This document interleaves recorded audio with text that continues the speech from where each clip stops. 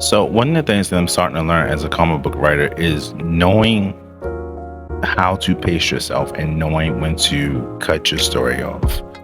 And case an example, last night I was going through my script, getting it ready, smoothing it out, getting it ready to send off to my artist next week. And I started to realize that I had packed too much into the story where one half of the story could actually be its own separate issue. And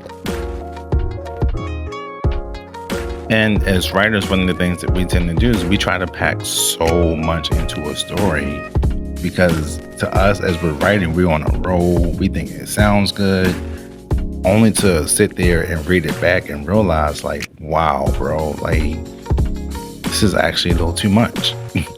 So and then we also have to look at the fact that our readers can actually get readers fatigue. And what that is they'll be reading through the issue, and at some point, they'll they it makes them, because the story may be too long, it may be dragging on too long.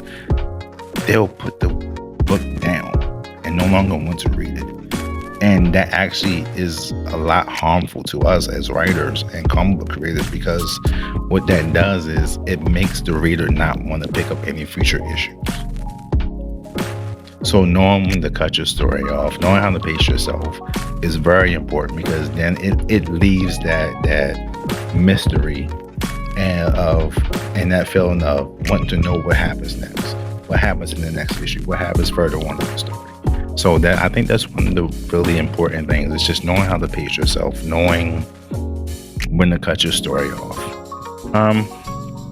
If you guys have any other suggestions for myself as well as other comic book creators, writers out there that are trying to, get into the comic book creation business, feel free to drop comments down below. And also make sure to keep an eye out for our debut comic book coming out this spring, titled Spade.